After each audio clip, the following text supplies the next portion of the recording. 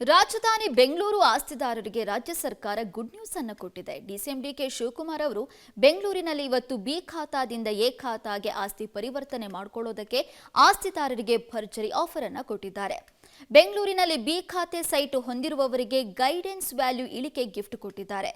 ಶೇಕಡ 5ರಷ್ಟು ಇದ್ದಂತ guidance value ಈಗ ಶೇಕಡ 2ಕ್ಕೆ ಇಳಿಕೆ ಮಾಡಲಾಗಿದೆ. ಅಲ್ಲದೆ ಬಿಡಿಎ ಗೈಡೆನ್ಸ್ ವ್ಯಾಲ್ಯೂನಲ್ಲಿಯೂ ಕೂಡ ರಿಯಾಯಿತಿ ಆಫರ್ ಅನ್ನು ಕೊಡಲಾಗಿದೆ. ಸುವರ್ಣವಾದಂತ ಒಂದು ಅವಕಾಶವನ್ನ ಮಾಡಿಕೊಡ್ತಾ ಇದ್ದೇವೆ.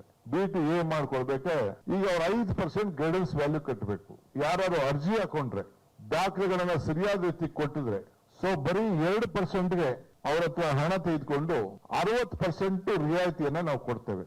1 ಕೋಟಿ ಇತ್ತು ಅಂತಂದ್ರೆ ಒಂದು ಆಸ್ತಿ ಬೆಲೆ ಅವ್ನು 5 ಲಕ್ಷ ಕಟ್ಟಬೇಕಾಗಿತ್ತು. ಬರೀ 2 ಲಕ್ಷ ಕಟ್ಟಿಸ್ಕೊಂಡು ಒನ್ ಟೈಮ್ ಸ್ಕೀಮ್ ಇದು ಅವ್ರಿಗೆ ಖಾತೆಗಳನ್ನ ನಾವು ಸರಿ ಮಾಡಿಕೊಡ್ತೇವೆ.